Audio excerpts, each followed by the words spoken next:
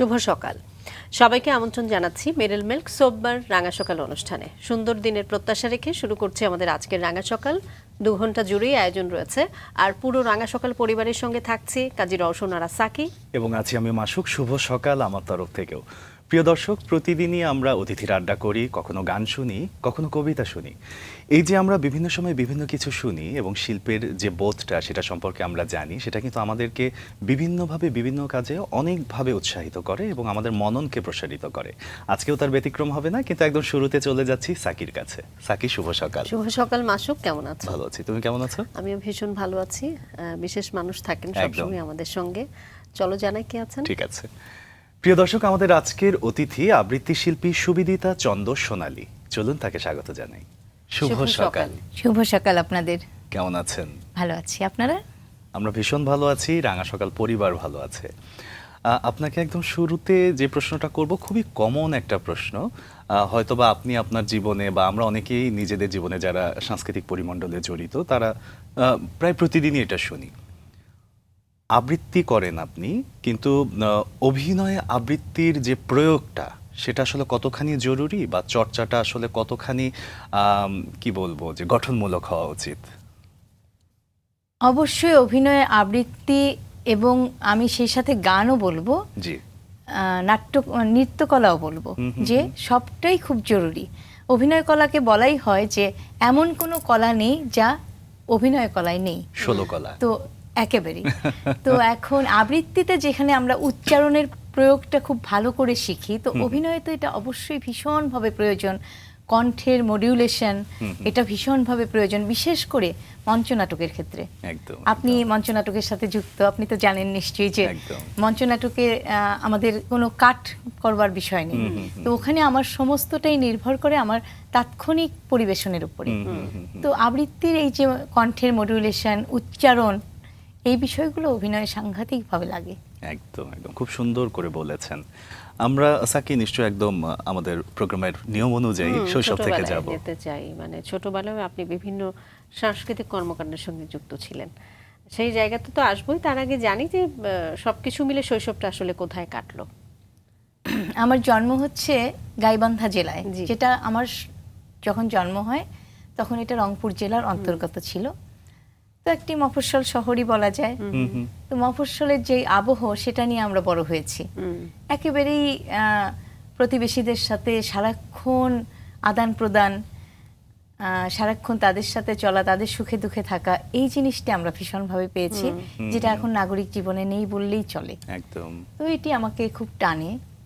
আমাদের গাইবান্ধায় আমাদের যে বাসাটা ছিল, বড় একটা বাসা, বড় একটা উঠান, দালান বাড়ি ছিল, অনেক পুরনো দালান বাড়ি, সেই 1950 সালের।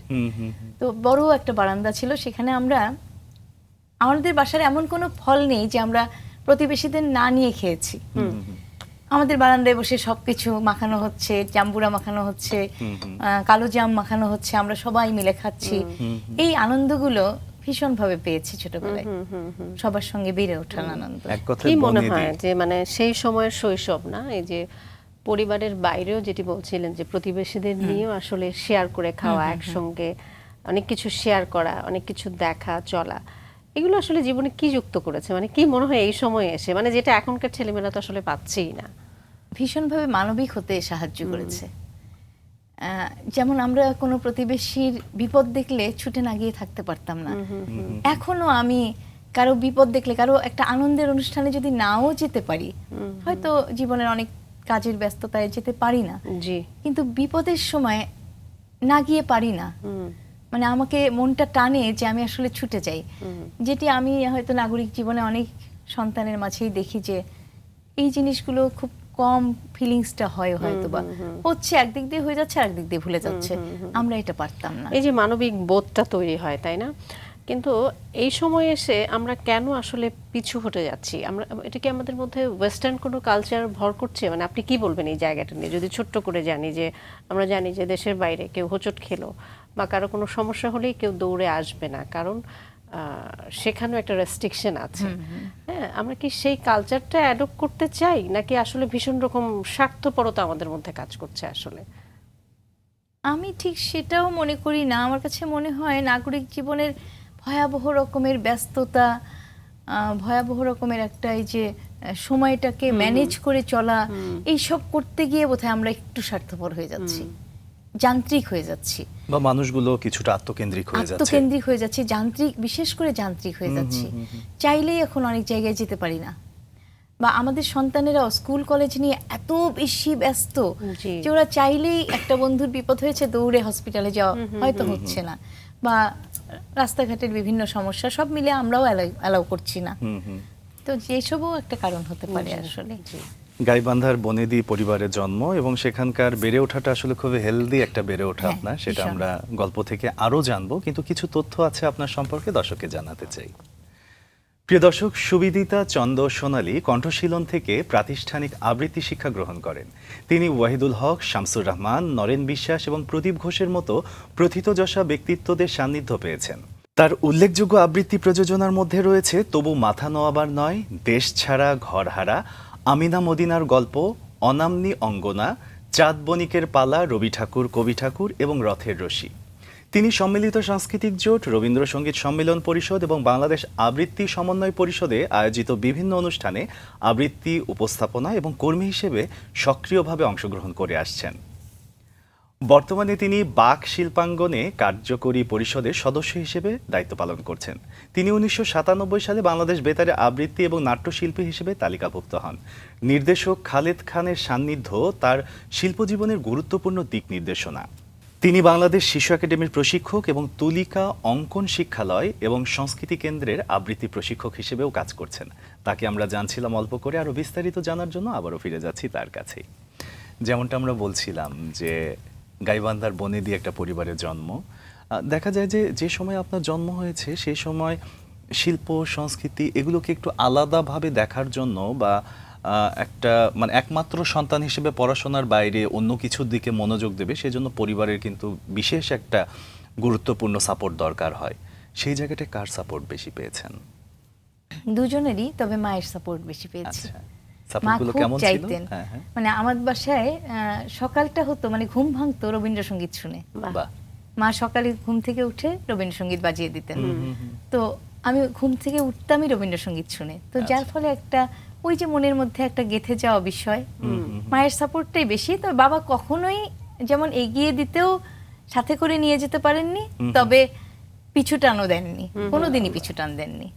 কখনোই বলেননি তোমার এটা করা যাবে না, ওটা করা যাবে না, না কখনো আপনি নয়। ছোট্ট করেই বললেন যে মায়ের সাপোর্টটাই বেশি, কিন্তু এটার আসলে সাবটেক্সট যদি আমরা চিন্তা করি এত বিস্তৃত হবে, আমরা সেখান থেকে দু একটা গল্প শুনি কি ধরনের সাপোর্ট আসলে মা এই ক্ষেত্রে করেছেন।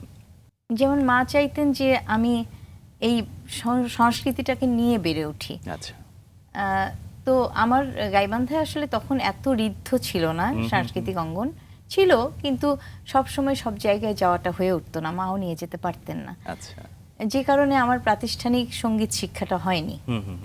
কিন্তু গান শুনতে শিখিয়েছেন, আচ্ছা। গান শোনো।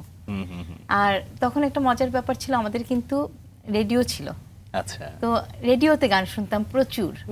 রেডিওতে গান শুনে শুনে আমি পাপিয়া সারোয়ার, কাদেরি কিবরিয়া, ফাহিম হোসেন চৌধুরী, তার পরবর্তী সময়ে এলেন রিজওয়ানা চৌধুরী বন্যা, আমিনুর রহমান নিঝু, সবাইকে কিন্তু আমি রেডিওতে গান শুনে চিনেছি। বাহ, তো আবার একটা কথা বলতে চাই, আমি ফেরদৌসী মজুমদার ম্যাডামের কোকিলারা শুনেছি রেডিওতে, বাহ আচ্ছা, বাহ বাহ, মানে তখন আমি গাইবান্ধাতেই। চমৎকার। মানে মোটামুটি একটা সংস্কৃতিমনা হ্যাঁ, পরিবার এবং এবং শিল্প সংস্কৃতিটাকে আসলে মানে ভালোবাসতে শিখিয়েছেন আসলে একদম, পরিবার, এটা তো একদম। বলতেই আর হবে। মা বলতেন তুমি লেখালেখি করো, তুমি কবিতা লেখো, তুমি ছড়া লেখো, তোমার যা ইচ্ছা তুমি লিখো, যেমন হবে তেমনটাই। মা কিছু কারেকশন করে আমার স্কুল ম্যাগাজিন, কলেজ ম্যাগাজিন সব সময় আমি লেখা জমা দিতাম। আচ্ছা, পরবর্তী সময় আর হয়ে ওঠেনি। আসলে একজন আদর্শ মাই তো একটা আদর্শ পরিবার, একটা আদর্শ আমার মা সমাজ, চেষ্টা একটা আদর্শ করেছেন। রাষ্ট্র এবং সর্বোপরি যদি বলি একটা আদর্শ পৃথিবী।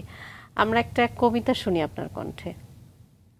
ঠিক আছে, তো এখন যেহেতু বৈশাখ মাস, রবীন্দ্রনাথ ঠাকুরের জন্ম মাস, জি, তো রবীন্দ্রনাথ ঠাকুরের কবিতা দিয়েই শুরু করি। বর্ষার দিনে। জি। এমনও দিনে তারে বলা যায়, এমনও ঘন ঘোর বরিশায়, এমনও মেঘ স্বরে বাদল ঝড় ঝরে, তপন হীন ঘন তমসায়।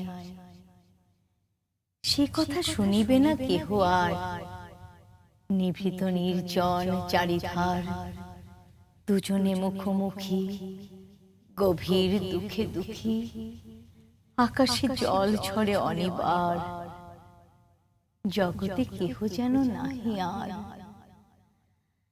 সমাজ সংসার মিছে সব, মিছে জীবনের কলরব, কেবল আঁখি দিয়ে আঁখির সুধা পিয়ে, হৃদয়ে দিয়ে হৃদি অনুভব, আঁধারে মিশে গেছে আর সব। বলিতে বেথিবে না নিজ কান, চমকি উঠিবে না নিজ প্রাণ, সে কথা আঁখি নীরে মিশিয়া যাবে ধীরে, বাদল বায়ে তার অবসান, সে কথা ছেয়ে দিবে দুটি প্রাণ। তাহাতে এ জগতে ক্ষতি কার, নামাতে পারি যদি মনোভার, শ্রাবণ বরিশনে একদা গৃহকোণে, দু কথা বলি যদি কাছে তার, তাহাতে আসে যাবে কি বাকার। আছে তো তারও পরে 12 মাস, উঠিবে কত কথা কত হাস, আসিবে কত লোক কত না দুঃখ শোক, সে কথা কোনখানে পাবে নাশ। জগৎ চলে যাবে 12 মাস, ব্যাকুল বেগে আজি বহে বায়, বিজুলি থেকে থেকে চমকায়, যে কথা এই জীবনে রহিয়া গেল মনে, সে কথা আজই যেন বলা যায়, এমনও ঘন ঘোর পরিসায়। বাহ, ভীষণ চমৎকার, ভীষণ চমৎকার। ছোটবেলায় এই যে লেখালেখি, আবৃত্তি, গান, মানে সব কিছুর সঙ্গেই একটা স্বাভাবিকতা তৈরি করতে চেয়েছেন আসলে মা, যতটুকু মনে হয়েছে আমাদের। মানে সেখান থেকে আসলে আপনার কোনটা বেশি নিতে ইচ্ছা করতো? মানে গান, আবৃত্তি, লেখালেখি, কি মানে কোন জিনিসটা আসলে বেশি করতেন আপনি? গান আপনার খুব ভালো টানতো, ভীষণ ভাবে টানতো। তো গানটা আসলে প্রাতিষ্ঠানিকভাবে শেখা হয়নি, তো খুব অল্প করে একটা সময় বাসায় কিছু রেওয়াজ করার ব্যবস্থা হয়েছিল, কিন্তু শেষ পর্যন্ত আর হয়ে ওঠেনি। তারপর যখন ঢাকায় এলাম, ঢাকায় এসে ওই কণ্ঠশীলনের যে আবেদন করা যাবে এরকম একটা দেখলাম, দেখে আমি ইডেন কলেজে পড়তাম, তো ক্যাম্পাসে দেখলাম, দেখে আবেদন করে ফেললাম। তো ওইখানে যে যুক্ততাটা হয়ে গেল, তারপরে তো একের পর এক কাজ চলছেই, তখন এটার প্রতি মায়াটা বেড়ে গেল, আকর্ষণ বেড়ে গেল, এবং আবৃত্তির প্রতি একটা ভীষণ ভালো লাগা বেড়ে গেল। তখন এখানেই প্রাতিষ্ঠানিকভাবে আপনি শিখলেন অনেক পরে এসে? অনেক পরে। আচ্ছা, তার আগ পর্যন্ত নিজে নিজেই প্র্যাকটিস করা হতো? নিজে নিজে, মায়ের কিছুটা সহযোগিতা, এবং স্কুল কলেজে বিভিন্ন এটা একটু শুনি, অনুষ্ঠান। কি কি করা হতো, কি কি করেছেন স্কুল কলেজে? আসলে আমাদের তো মফস্বলের স্কুল কলেজ, অনেক বেশি অনুষ্ঠান হতো তা কিন্তু না। আচ্ছা, যেটুকু হতো আমি সেখানে সব সময় পার্টিসিপেট করতাম, কিছু না অ্যানুয়াল কিছু। প্রোগ্রামগুলো তো হতোই আসলে। ওটাই, অ্যানুয়াল প্রোগ্রামগুলোতে পার্টিসিপেট করতাম। তো ওভাবেই আসলে খুব বেশি, আমি বললাম না যে গাইবান্ধায় আমি সাংগঠনিক চর্চাটা করে উঠতে পারিনি, করা হয়ে ওঠেনি। তো এইভাবেই বেড়ে ওঠার, বিশেষ করে বললাম বাসায় যেটা পেয়েছি, বাসাতেই আমি অনেক বেশি ঋদ্ধ হয়েছে, অনেক পড়েছি, অনেক শুনেছি, শুনে শুনে ঋদ্ধ হয়েছি আর কি। একটি কথা আছে যে জ্ঞানের চর্চা মসজিদেই করতে হবে, এবং আবৃত্তির ক্ষেত্রে আপনি যেটা বলছিলেন যে সাংগঠনিক চর্চা, সেটা তো আসলে মানে বিকল্প নেই। তো আপনার মধ্যে আসলে ওই তাড়নাটা ছিল হয়তো বা কোনো না কোনো ভাবে, জন্যই আপনি একটা পর্যায়ে এসে যখন সুযোগ আসলো তখন শুরু করলেন। কিন্তু আমার মনে হয় যে সাকিব যেটা বলছিল যে আমরা ওই সময়ে আপনার আরো কিছু মজার স্মৃতি, পড়াশোনায় কেমন ছিলেন, কোনো শিক্ষক আছে কিনা যে হয়তো বা আপনাকে অনেক বেশি উৎসাহিত করতো, এই জিনিসগুলো একটু শুনি। পড়াশোনায় একটু ভালোই ছিলাম, গাইবান্ধায় একটু সুনাম ছিল যে পড়াশোনায় একটু ভালোই ছিলাম। তো হ্যাঁ, শিক্ষক, আমার একটা সৌভাগ্য হচ্ছে যে আমি অনেক শিক্ষকের স্নেহ পেয়েছি, কার নাম ছেড়ে কার নাম বলি। সত্যি আমি মানে আমি খুব ধন্য যে শিক্ষকদের স্নেহ আমি ভীষণভাবে পেয়েছি। এটা মনে হয় যে শিল্পী জীবনের একটা প্রাপ্তি, কারণ যেসব ছেলেমেয়েরা একটু কালচারাল মাইন্ডেড হয় তাদেরকে কিন্তু একটু আলাদা করেই দেখা হয়, এবং বেশিরভাগ ক্ষেত্রে দেখা যায় তারা পড়াশোনাও বেশ দায়িত্বশীল হয়। তাই না? একদমই ঠিক বলেছো। তোমার জীবনেও নিশ্চয়ই এমন ঘটনা আছে না? একদমই, সেই জন্যই কমন জন্য আচ্ছা। বিষয়টা বলতে পারলাম এত কনফিডেন্টলি। ছোট্ট করে একটু বলে ফেলো না, তোমার কি ছিল এরকম, তুমি কিসে ভালো ছিলে স্কুল লাইফে? স্কুল লাইফে তো কবিতা আবৃত্তি অভিনয়টাই বেশি করা হতো। আচ্ছা, এবং চমৎকার। আমাদের অতিথির সঙ্গে আছে ভীষণ মিল তোমার। তবে আমি গানে খুব ভালো ছিলাম, সেই জন্য আমাকে একটু আলাদাভাবে এবং দেখা তুমি হতো। এখনো দারুণ গাও। একেবারেই নিজের আমি জন্য, এক্ষেত্রে পরিবারের আপনার জন্য। সঙ্গে আমার ছেলের মিল পাই। আচ্ছা। আমার ছেলেকে মানে গান শেখানোর দিকেই দেওয়া হয়েছে, যে ওর বাবা ওকে হাতে খড়ি দিয়েছেন, তারপরে শিশু একাডেমি সম্পন্ন করে, ছায়ানটে শিশু সম্পন্ন করে প্রবেশে আছে। ও সব জায়গাতে এই আদরটা স্নেহটা পেয়ে যাচ্ছে। বাবা। কারণ দেখা যাচ্ছে সমস্ত অনুষ্ঠানেই পড়াশোনার পাশাপাশি থাকছে, তো সব শিক্ষকদের কাছাকাছি আসার একটা সুযোগ হচ্ছে। মানে এই যে যেটা বললাম না, একটা স্বাভাবিকতা, মানে হ্যাঁ। আপনার পরিবারেও যেটা হয়েছে বা আমাদের জেনারেশনেও যেটা হয়েছে, যে এটা খুব স্বাভাবিক যে পড়াশোনা হচ্ছে, গান হচ্ছে, কিংবা আবৃত্তির চর্চা হচ্ছে, কিংবা লেখালেখি, বই পড়া। কিন্তু এই সময় এসে কেন যেন এটা একটু ফোর্স করা হচ্ছে বাচ্চাদেরকে, একদম। ফোর্স করতে হচ্ছে। স্বাভাবিক পর্যায়ে এটাকে কোনোভাবেই আনা যাচ্ছে না। মানে এই বিষয় নিয়ে কি আপনি কি কিছু বলতে চান? আপনারও সন্তান রয়েছে, আপনি বলছিলেন হ্যাঁ। যে সেও ভীষণ ভালো গান করে। সে না, তার মাঝে ওই যে টেকনোলজির একটা প্রভাব ভীষণ ভাবে মানে বাচ্চাদের মধ্যে পড়ছে, শিশুদের মধ্যে। আমি যেহেতু শিশু একাডেমিতে আছি, জি। তো আমাদের কিন্তু খুব আশাব্যঞ্জক একটি বিষয় হচ্ছে, এই সময়টাতে আবৃত্তিতে অনেক বাচ্চা ভর্তি হচ্ছে। আচ্ছা। আমাদের 5টি শাখা করতে হচ্ছে, 6টি শাখাও করতে হচ্ছে, শিক্ষক নিতে হচ্ছে, এমনও জি। হয়েছে। আচ্ছা। তো এটা একটি আশাব্যঞ্জক যে বাবা মা চাচ্ছেন তাদের সন্তানরা কিছু শুদ্ধ বাংলা ভাষা শিখুক, সেই চর্চাটি করুক। কিন্তু শিশুদের মাঝে কিছু কিছু শিশু আছে যেমন খুব মনমরা হয়ে বসে থাকে, একটু টিনেজ। তো ডেকে জিজ্ঞেস করলাম কি হয়েছে, কেন ভালো লাগছে না? বলে আমার না আবৃত্তি ভালো লাগে না। কেন ভালো লাগে না? তাহলে কেন এসেছো? বাবা মা জোর করে ভর্তি করেছেন। তো আমি বললাম ঠিক আছে, একটা কাজ করো, বাবা মা যেহেতু চাইছেন কিছুটা শিখে যাও, অন্তত তোমার জীবনে বাবা মাকে একটু খুশি করো, তারপর তোমার যেটা ভালো লাগে সেটি করবে। তো আমি বুঝতে পারছি যে বাবা মা চাইছেন যে এই সংস্কৃতির সঙ্গে থাকুক, এই ভাষাটিকে রপ্ত করুক, শুদ্ধ ভাষাটিকে, শুদ্ধ প্রমিত ভাষাটিকে। তো টেকনোলজির একটা প্রভাব ভীষণভাবে বাচ্চাদের মধ্যে, এটার কারণেই ওরা হয়তো এই যে সুস্থ সংস্কৃতিটা থেকে পিছিয়ে পড়ছে, এটা আমার মনে হয়। একদমই তাই।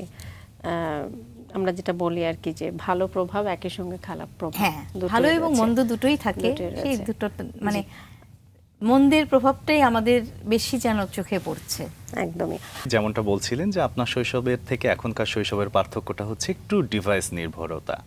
এটা আসলে সামনের দিনগুলোতে কিভাবে এটা থেকে আমরা কাটিয়ে উঠবো সেটার নিশ্চয়ই কোনো না কোনো পন্থা আমরা খুঁজে বের করবোই কোনো না কোনোভাবে। নিশ্চয়ই। আমরা আশাবাদী, এবং আরও আশাবাদী যে এখনকার সময়টা অনেক সুন্দর হয়ে উঠবে, কারণ আপনি খুব চমৎকার আরও একটি আবৃত্তি আমাদেরকে শোনাতে যাচ্ছেন। আচ্ছা, আমি চেষ্টা করছি। জি আমার খুব প্রিয় কবি জয় গোস্বামী, জি, তার একটি কবিতা মালতীবালা বালিকা বিদ্যালয়। দারুণ একটি কবিতা। বেনিমাধব, বেনিমাধব তোমার বাড়ি যাব, বেনিমাধব তুমি কি আর আমার কথা ভাবো? বেনিমাধব মোহনবাসী তমাল তরুমূলে বাজিয়েছিলে, আমি তখন মালতী স্কুলে ডেস্কে বসে অঙ্ক করি, ছোট্ট ক্লাস ঘর, বাইরে দিদিমণির পাশে দিদিমণির বল, আমি তখন নবম শ্রেণী, আমি তখন শাড়ি, আলাপ হলো বেনিমাধব সুলেখাদের বাড়ি। বেনিমাধব, বেনিমাধব লেখাপড়ায় ভালো, শহর থেকে বেড়াতে এলে আমার রং কালো, তোমায় দেখে এক দৌড়ে পালিয়ে গেছি ঘরে। বেনিমাধব আমার বাবা দোকানে কাজ করে, কুঞ্জে অলি গুঞ্জে তবু ফুটেছে মঞ্জুরি, সন্ধে বেলায় পড়তে বসে অঙ্কে ভুল করি।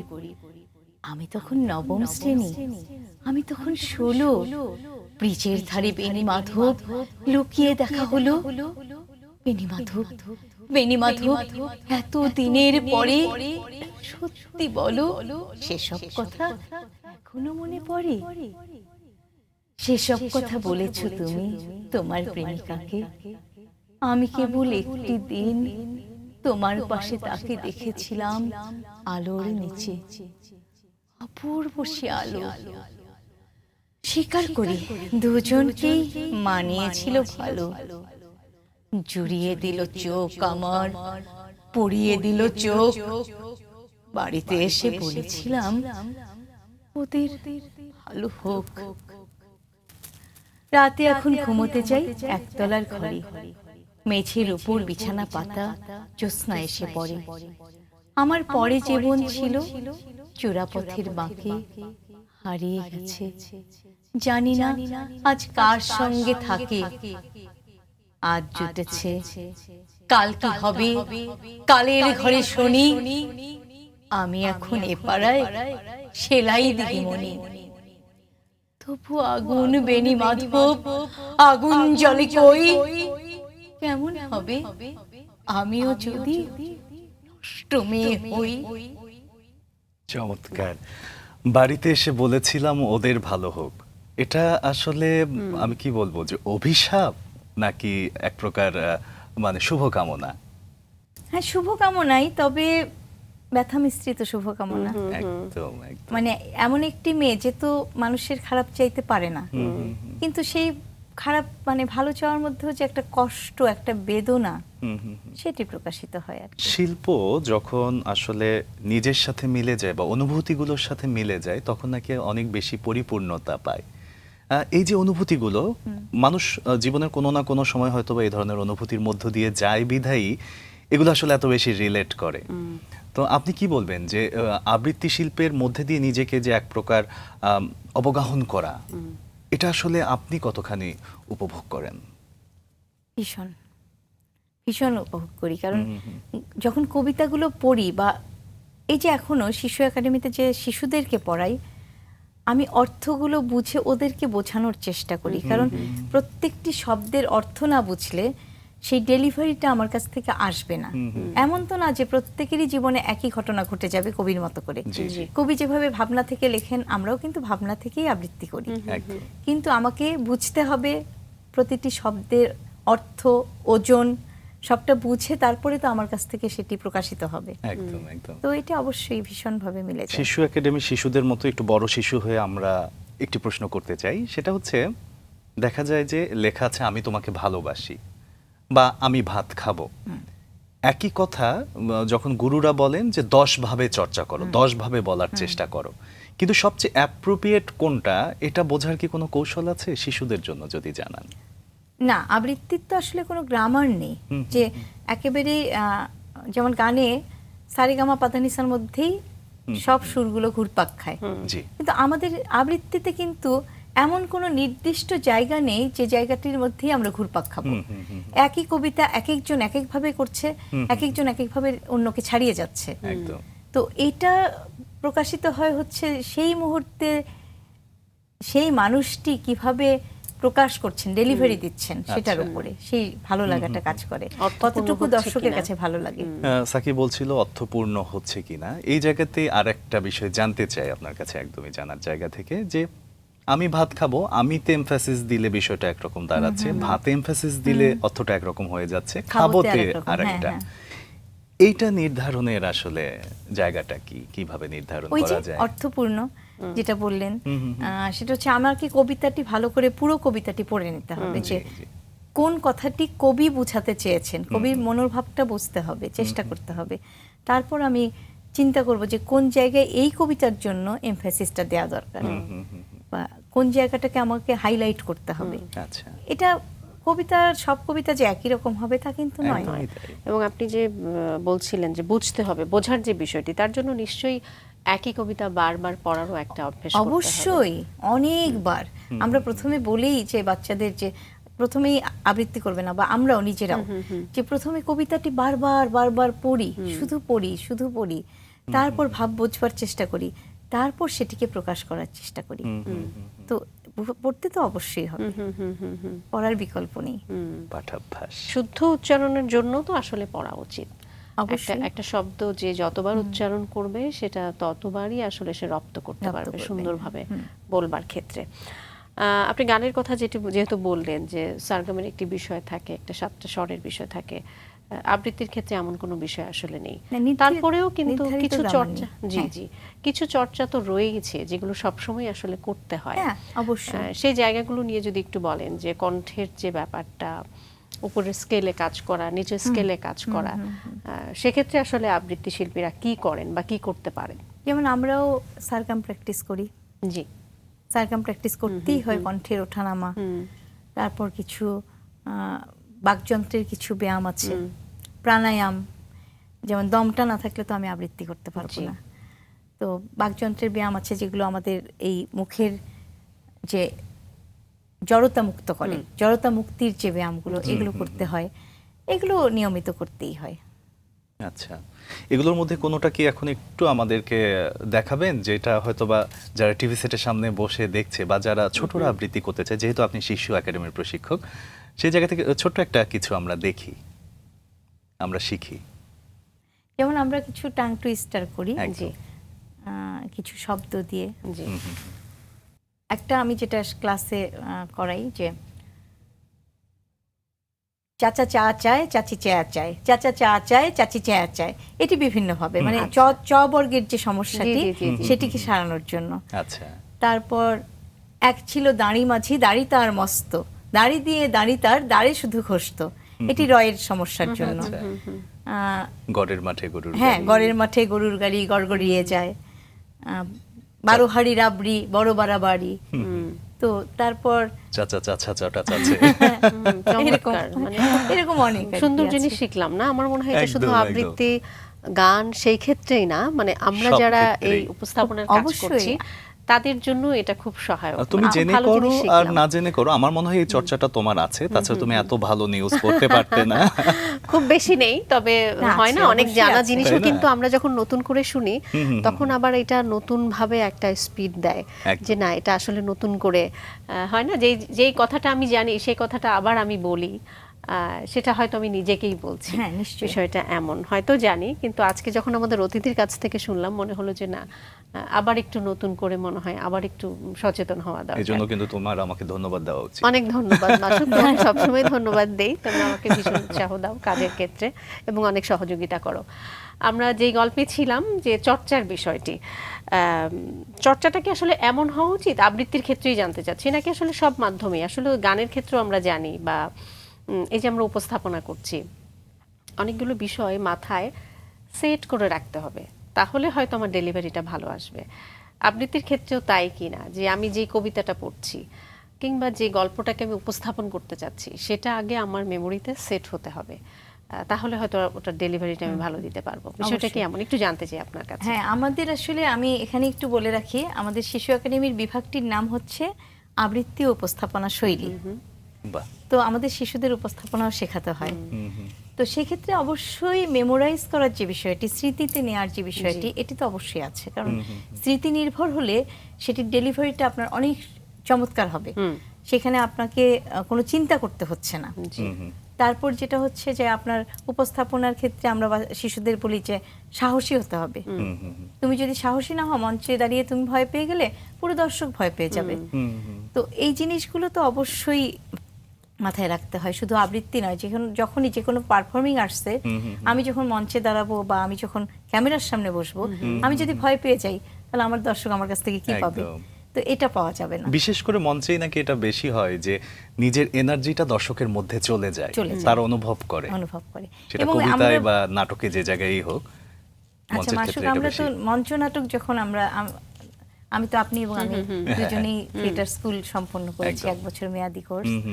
তো মনে আছে কিনা যে আমাদের শিক্ষকরা বলতেন যে মঞ্চে দাঁড়ালে তুমিই রাজা। একদম একদম। মঞ্চে যখন তুমি দাঁড়াবে তখন তোমার নিজেকে রাজা ভাবতে হবে, বাইরে কি হচ্ছে তোমার ভাবা যাবে না, কোনো কিছু ভাবা যাবে না। কিছু টেকনিক্স শেখাতেন, যে দর্শকের চোখের দিকে তাকালে অনেক সময় সমস্যা হতে পারে, আমার নিজের কোনো সমস্যা হতে পারে, কোথায় তাকাবো, আমাকে তো সোজা তাকাতে হবে, দর্শকের চুলের দিকে তাকাও। দর্শককেও একটা মানে বোঝানো হলো যে আমি তাকাচ্ছি, কিন্তু আমি তাকাচ্ছি চুলের দিকে। তো আমার কোনো ওখান থেকে আমি কিছু পাচ্ছি না যে আমার সমস্যা হতে পারে। তো এইগুলো কিন্তু আমরা শিখে এসেছি, তাই না? তো মঞ্চের ব্যাপারে শুধু এটাই কেন, আসলে থিয়েটার স্কুল এত সমৃদ্ধ একটা জায়গা, যেখান থেকে যে সময় আপনারাও করেছেন বা আমরাও করেছি, 1 বছরের বেশি সময় মেয়াদী কোর্সটা আমরা করেছি, প্রযোজনা সহ। হ্যাঁ, 3টা প্রযোজনা আমরা পেয়েছি, ক্লাসরুম 2টো আর একটা ফাইনাল। সে সময়ের শেখার ব্যাপ্তিটা এখন এসে 6 মাসের যেটা সেটার সাথে মিলবে না, এখানে হয়তো কিছু হয়তো, বিষয় হয়তো। শর্ট হয়ে গেছে, কিন্তু ওই যে দিনের পর দিন সেই ডেডিকেশন বা সেই শেখার জায়গাটাও আসলে একটু মনে হয় গভীরই ছিল এবং আমাদের। সেটা আমার জীবনে এত প্রভাব ফেলেছে যে আমি আমার শিশুদেরকে বা আমার ছেলেকেও বলি যে আমার দেখার চোখ এবং শোনার কান তৈরি করে দিয়েছে। একদম একদম। যে আমি শুধু দেখবো সেটি নয়, আমি পর্যবেক্ষণ করব। আচ্ছা। এবং শোনার কান যেটা, কিছু শুনলে আমার কিন্তু ওখান থেকে চট করে কিছু একটা ভালো জিনিসও যেমন ধরা পড়ে কানে, কিছু ব্যত্যয় ঘটলেও ধরা পড়ে, আমি বুঝতে পারি। আমি নিজে কতটুকু করতে পারি সেটি তো আসলে কি বলবো, সেটা তো আসলে আলাদা আপেক্ষিক। বিষয়। আসলে কিন্তু জীবনের শুনতে সব পারি। শিক্ষাই কোনো না কোনো জায়গায় কোথাও না কোথাও সেটাই। গিয়ে আসলে কাজে লেগেই যায়। অবশ্যই। তার মানে আপনি কি বলবেন, আপনি যেহেতু আবৃত্তি চর্চায় রয়েছেন, যারা এই শিল্পে কাজ করতে চায় বা করছে, থিয়েটার স্কুলে তাদের কাজ করা উচিত? না না, সেটি নট অনলি থিয়েটার স্কুল, আমি বলছি যে কোনো শিক্ষায়। আমি যখন আচ্ছা। আবৃত্তির কণ্ঠশীলনের যখন আমি আবর্তনটি করি, জি।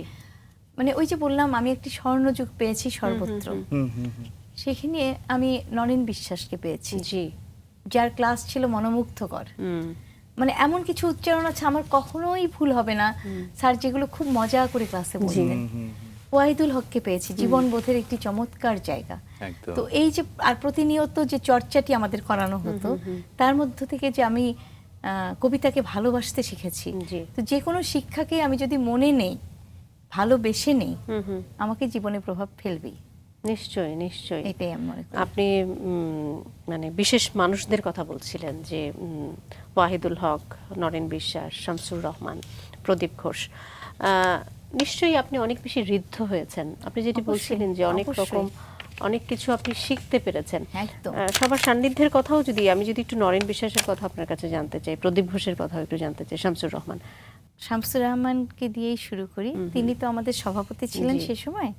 তো তাকে যে খুব কাছ থেকে সারাক্ষণ পাওয়া যায় সেটা তো যায়নি, তবে আমরা প্রত্যেক বছর শামসুর রহমানের জন্মদিনে জি। ওয়াহিদুল হক সহ চলে যেতাম তার বাসায়, শ্যামলীর বাসায়, মিষ্টি এবং ফুল নিয়ে। আচ্ছা তো আমাদের সকালটা কাটতো কবির সাথে। আচ্ছা। তো ওই সময় কবির অনেক কথা শুনতাম, বা যখন অনুষ্ঠানে আসতেন তখন শুনতাম। প্রদীপ ঘোষকে একবারই পেয়েছি, কিন্তু আমি একটু বেশি করেই পেয়েছি। আমি তার থাকার ব্যবস্থাটি করেছি, আমি সার্বক্ষণিক যোগাযোগ করেছি, আচ্ছা। যার জন্য প্রদীপ ঘোষকে একবারই পেয়েছি দেশে। অনেক বেশি পেয়েছি বলতে পারবো না, কিন্তু অতটুকু সময়ের মধ্যে আমি যখন সংস্কৃতি বিকাশ কেন্দ্রের গেস্ট হাউসে তাকে রাখার ব্যবস্থা করা হয়েছিল, আমরা বারবার আসতাম, কর্মী হিসাবেই আসতাম, এবং ওই সময় তার কথাগুলো শুনতাম, এবং তাতে করে মনে হতো যে আমার জীবনের অনেক অনেক শিক্ষা আমি ওখান থেকে নিতে পারছি, যেটি আমার আবৃত্তির ক্ষেত্রে কাজে লাগছে। সবচেয়ে বেশি সান্নিধ্য পেয়েছি নরেন স্যার আর ওয়াহিদুল হকের। আচ্ছা। নরেন বিশ্বাস স্যারের সান্নিধ্যটা প্রথমে ক্লাস থেকে, তারপর স্যার যখন অসুস্থ হন, ওই যে বললাম আমার একটা মানবিক বিষয় দাঁড়িয়েছিল গাইবান্ধায় মফস্বল শহরে বড় হওয়ার কারণে। তো আমি তো হলে থাকতাম, তো স্যার অসুস্থ হওয়ার পরে দলে জানানো হলো যে সার্বক্ষণিকভাবে দল থেকে কিছু কর্মী লাগবে স্যার স্ত্রীর সঙ্গে থাকার জন্য, বা ছেলে মেয়ে পেরে উঠছে না। আমি নাম দিয়ে দিলাম যে আমি থাকবো। আমার ক্লাসের ফাঁকে ফাঁকে আমি হাসপাতালে থাকতাম, পিজি হাসপাতালে তৎকালীন। স্যারের ডায়ালাইসিস দেখি, সব দেখি, পাশে বসে থাকি। তার আগে কিছুদিন আগে স্যার একটি 2.5 ঘন্টা ব্যাপী অনুষ্ঠান করেছিলেন ব্রিটিশ কাউন্সিলে। জি। স্যার তখন পুরোপুরি অন্ধ, একদম অন্ধ হয়ে গেছেন, স্যারের রেটিনা নষ্ট হয়ে গেছে। স্যার একটি উচ্চারণ অভিধান বের করেছিলেন, আপনারা নিশ্চয়ই জানেন, বাংলা উচ্চারণ অভিধান, বাংলা একাডেমি থেকে। সেই সময় স্যার প্রায় 21 থেকে 22 ঘন্টা দিনে পরিশ্রম করতেন, রেস্ট ছিল না। জি। জি। ডায়াবেটিক্স বাড়তে বাড়তে এক পর্যায়ে তার কিডনি নষ্ট হয়ে যায়, রেটিনা নষ্ট হয়ে যায়।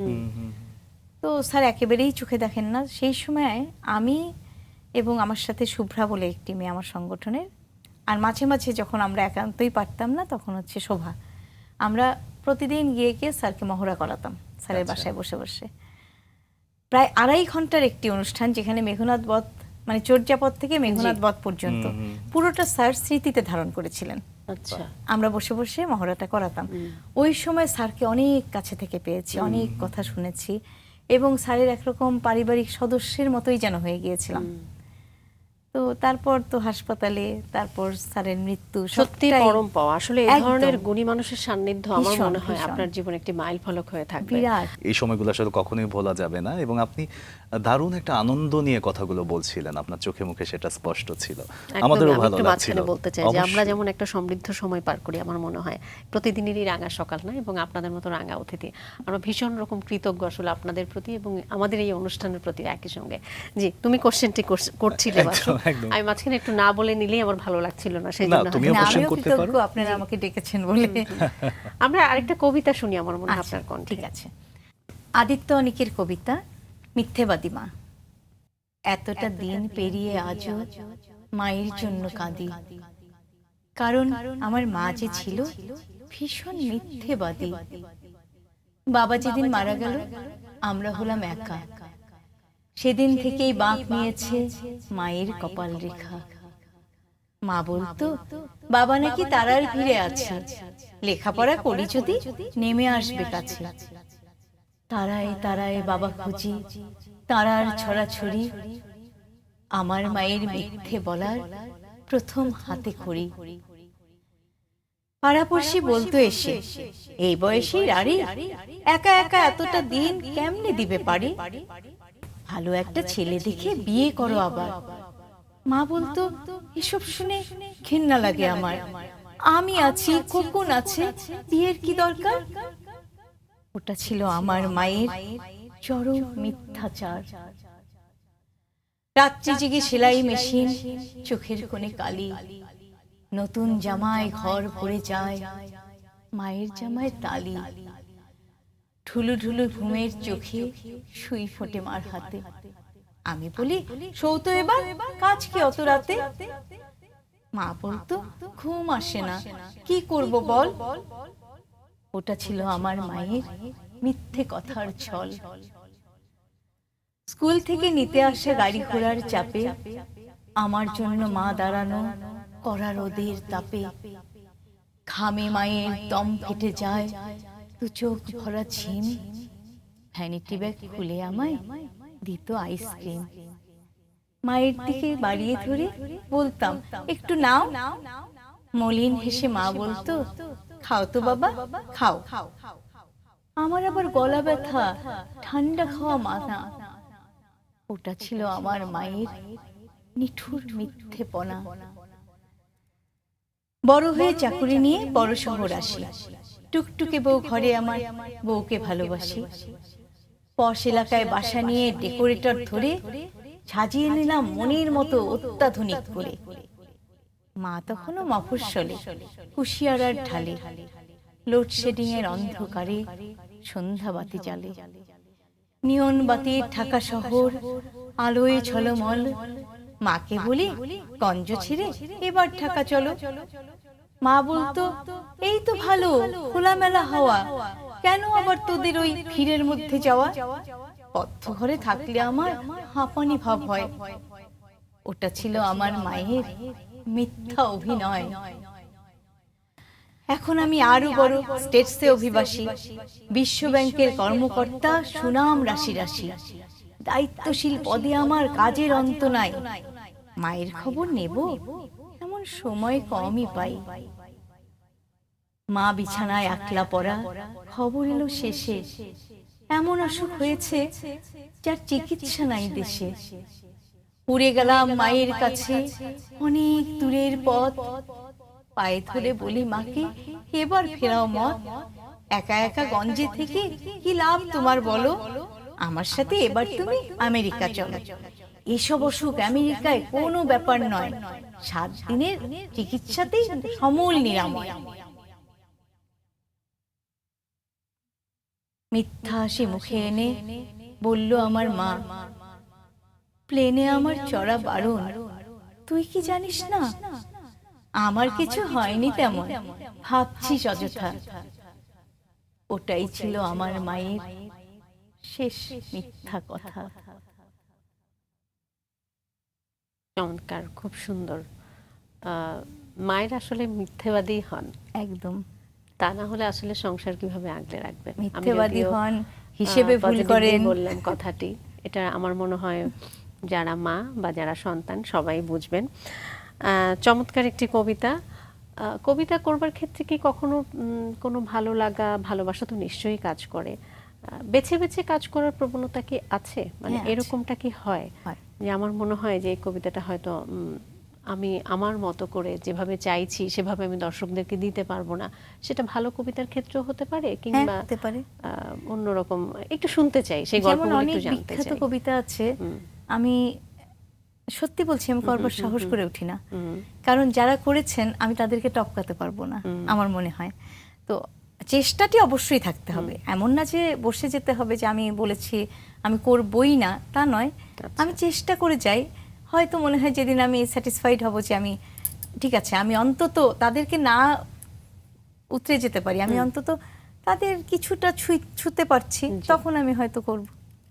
স্কুল জীবনে আমরা যখন পাটিগণিত, বীজগণিত এই বিষয়গুলো পড়ি, পরবর্তী জীবনে এটার কোনো কাজই লাগে না, কিন্তু একটা বোধ তৈরি করে দেয় মানুষের মধ্যে। এবং আপনি যে খুব পরিশুদ্ধ সাংস্কৃতিক চর্চা করেন, সেই জায়গা থেকে আপনার মধ্যে যে পরিমিতি বোধের আমরা কথা শুনছি, সেগুলো আসলে আমাদেরকে মুগ্ধ করছে। একই সাথে আমরা একটু কাজেই ফিরি, তবু মাথা নোয়াবার নয় এবং দেশ ছাড়া ঘর হারা, এই প্রযোজনাগুলো তো আপনি করেছেন। একই সাথে নাটকের দিকেও যদি আমরা যাই, আপনি ব্রেক, কারিগর এই ধরনের নাটকে কাজ করেছেন, কিন্তু আপনার সমৃদ্ধতার জায়গা বা অভিজ্ঞতার জায়গায় আসলে একটা নাম চলেই আসছে, সেটা হচ্ছে খালেদ খান। তার নির্দেশনায় কাজ করার এক ধরনের অন্যরকম অভিজ্ঞতা আপনার রয়েছে, সেটা একটু ছোট্ট করে আমরা জানি। আমি একটি নাটকই করেছি যুবদার সাথে, কারিগর। আচ্ছা, এটা ইবসেনের একটা নাটক, দ্য মাস্টার বিল্ডার, সেটা কারিগর নামে করা হয়েছে। তো আমার ক্যারেক্টারটি খুব ছোট, অনেক বড় ছিল না, প্রথম দিকেই ছিল, শেষের দিকে আর ছিল না। কিন্তু ওই যে প্রতিটি দিনের মহড়া কক্ষের শিক্ষা এবং যুবদা যে কোন মানের একজন নির্দেশক ছিলেন, প্রতিদিন আমরা দেখতাম ওনাকে, প্রতিদিন ওনাকে দেখে শিখতাম, ওনার নতুন নতুন ধারণা তৈরি হতো।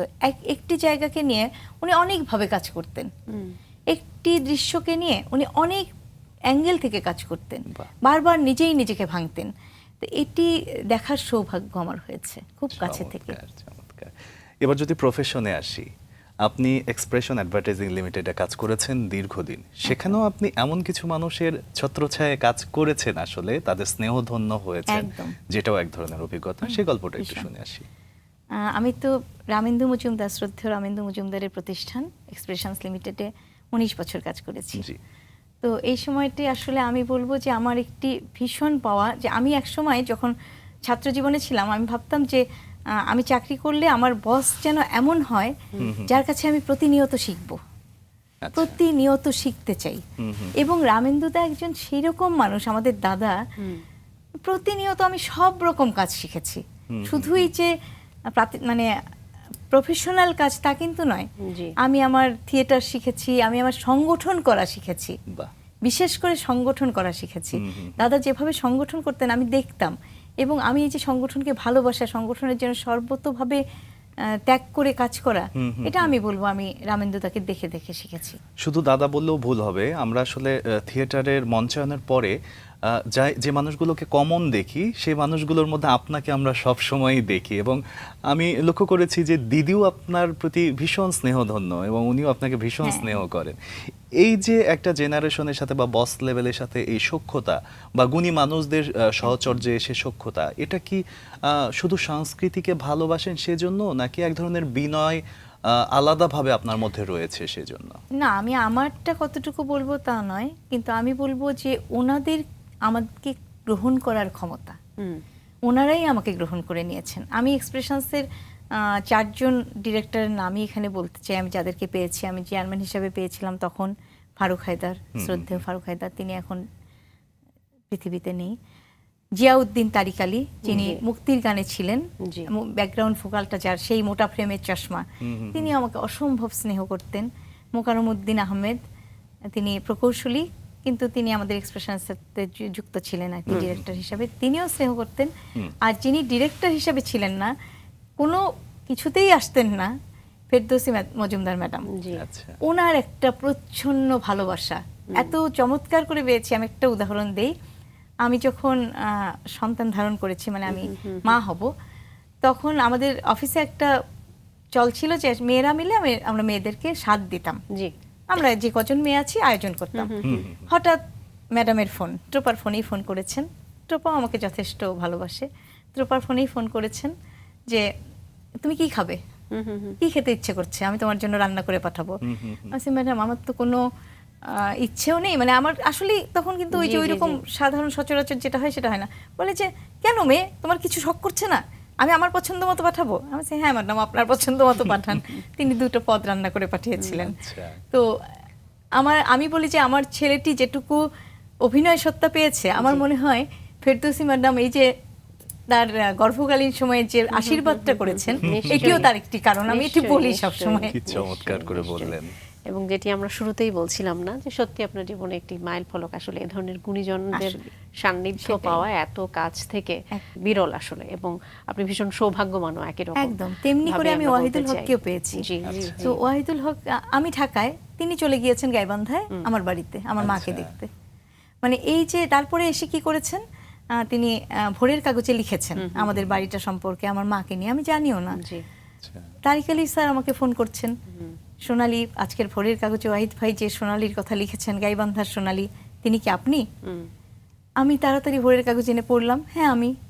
মানে এমন সব বিরল অভিজ্ঞতা আমার মনে হয় যে সেই মফস্বল শহরে জন্ম নেয়া আমি যে গুণীজনদের স্নেহধন্য হতে পেরেছি, এটাই আমার পরম পাওয়া, ভীষণ পাওয়া। আমরা আরেকটা কবিতা শুনে বলি এখন। আচ্ছা, এই যে একটা কথা আপনাদের সঙ্গে কথোপকথনে এলো যে আমি অনেক গুণীজনের সান্নিধ্য পেয়েছি, আমি বলবো তারাই আমাকে আপন করে নিয়েছেন। আমি কিন্তু তাদের কাছে অনেক নগণ্য, অনেক ছোট।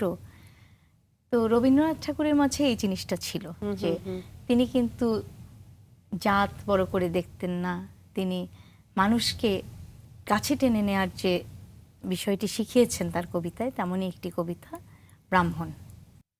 অন্ধকার বনচ্ছায়ে সরস্বতী তীরে, অস্ত গেছে সন্ধ্যা সূর্য, আসিয়াছে ফিরে স্তব্ধ আশ্রম মাঝে ঋষিপুত্রগণ, মস্তকে সমিত ভার করি আহরণ অনান্তর হতে, ফিরায়ে এনেছে ডাকি তপবন গোষ্ঠগৃহে স্নিগ্ধ শান্ত আঁখি, শ্রান্ত হোমধেনু বনে।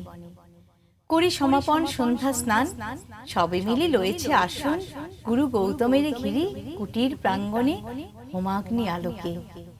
শূন্যে অনন্ত গগনে ধ্যান মগ্ন মহাশান্তি, নক্ষত্র মণ্ডলী সারি সারি বসে আছে স্তব্ধ কুতূহলী স্তব্ধ শিষ্যের মতো। নিভৃত আশ্রম উঠিল চকিত হয়ে, মহর্ষি গৌতম কহিলেন, বৎসগণ ব্রহ্মবিদ্যা কহি কর অবধান। হেনকালে অর্ঘ্য বহি করপুট ভরি, পশিলা প্রাঙ্গণ তলে তরুণ বালক, বন্দি ফুল দল দরে ঋষির চরণ পদ্ম নমে ভক্তি ভরে, কহিলা কোকিল কণ্ঠে সুধা স্নিগ্ধ স্বরে, ভগবান ব্রহ্মবিদ্যা শিক্ষা অভিলাষী আসিয়াছি দীক্ষাতরে, কোশক্ষেত্রবাসী সত্যকাম নাম মোর। শুনি স্মিত হাস্যে মহর্ষি কহিলা তারে স্নেহ শান্ত ভাষে, কুশল হোক সৌম্য, গোত্র কি তোমার? বৎস শুধু ব্রাহ্মণের আছে অধিকার ব্রহ্মবিদ্যা লাভে। বালক কহিল ধীরে, ভগবান গোত্র নাহি জানি, জননীরে সুধাই আসিব করল, করো অনুমতি। এত কহি ঋষিপদে করিয়া প্রণতি, গেলা চলি সত্যকাম ঘন অন্ধকার বনবিথি দিয়া, পদব্রজে হয়ে পার ক্ষীণ স্বচ্ছ শান্ত সরস্বতী, বালু তীরে সুপ্তিমৌন গ্রাম প্রান্তে জননী কুটিরে করিলা প্রবেশ। ঘরে সন্ধ্যাদীপ জ্বালা, দাঁড়ায়ে দুয়ার ধরি জননী জবালা পুত্র পথ চাহি, হেরি তারে বক্ষে টানি আঘ্রাণ করিয়া শির কহিলেন বাণী, কল্যাণ কুশল সুধাইলা সত্যকাম। কহ গো জননী, মোর পিতার কি নাম, কি বংশে জনম? গিয়াছিল দীক্ষাতরে গৌতমের কাছে, গুরু কহিলেন মোরে, বৎস শুধু ব্রাহ্মণের আছে অধিকার ব্রহ্মবিদ্যা লাভে। মাত কি গোত্র আমার? শুনি কথা নত মুখে অবনত শিরে কহিলা জননী, যৌবনে দারিদ্র দুঃখে বহু পরিচর্যা করি পেয়েছিনু তোরে, জন্মেছিস পুত্রহীনা জবালার ক্রোড়ে, গোত্র তব নাহি জানি তা তো। পরদিন তপবন তরুশিরে প্রসন্ন নবীন জাগিল প্রভাত, যত তাপস বালক শিশির সুস্নিগ্ধ যেন তরুণ আলোক, ভক্তি অশ্রু ধৌত যেন নব পুণ্যচ্ছটা, প্রাতস্নাত স্নিগ্ধ ছবি আর্দ্র সিক্ত জটা, শুচি শোভা সৌম্য মূর্তি সমুজ্জ্বল কায়ে, বসেছে বেষ্টন করি বৃদ্ধ বটচ্ছায়ে গুরু গৌতমেরই। বিহঙ্গ কাকলি গান মধুপকুঞ্জন গীতি জলকলতান, তারই সাথে উঠিতেছে গম্ভীর মধুর বিচিত্র তরুণ কণ্ঠে সম্মিলিত সুর, শান্ত সামগীতি। হেনকালে সত্যকাম কাছে আসি ঋষিপদে করিলা প্রণাম, মেলিয়া উদার আখি রহিলা নীরবে, আচার্য আশিস করি শুধাইলা তবে, কি গোত্র তোমার সৌম্য প্রিয় দর্শন?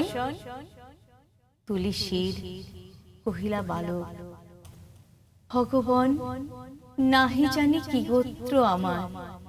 পুছিলাম জননীরে, কহিলেন তিনি, সত্যকাম বহু পরিচর্যা করে পেয়েছিল তোরে, জন্মেছিস পুত্রহীনা জবালার ক্রোড়ে, গোত্র তব নাহি জানি। শুনি সে বারতা ছাত্রগণ মৃদুস্বরে আরম্ভিল কথা, মধুচক্রে লোষ্টপাতে বিক্ষিপ্ত চঞ্চল পতঙ্গের মতো, কেহ বা হাসিল, কেহ বা করিল ধিক্কার, লজ্জাহীন অনার্যের হেরি অহংকার। উঠিলা গৌতম ঋষি ছাড়িয়া আসন, বাহু মেলি বালকের করি আলিঙ্গন, কহিলেন, অব্রাহ্মণ নহ তুমি তাত, তুমি দ্বিজোত্তম, তুমি সত্য কুলজাত। বাহ, কি চমৎকার! আমাদের ভীষণ ভালো লাগলো আজকে আপনার সঙ্গে গল্প, একই সঙ্গে আবৃত্তি ভীষণ রকম সুন্দর, অনেক বেশি অনুপ্রেরণাদায়ক। অনেক ধন্যবাদ জানাতে চাই, আপনি আপনার এত কাজের মাঝেও, এত ব্যস্ততার মাঝেও আপনি আমাদেরকে সময় দিয়েছেন। আমিও ধন্যবাদ জানাতে চাই আপনাদেরকে এবং মাছরাঙা টিভি কর্তৃপক্ষকে আমাকে রাঙা সকালে আমন্ত্রণ জানানোর জন্য।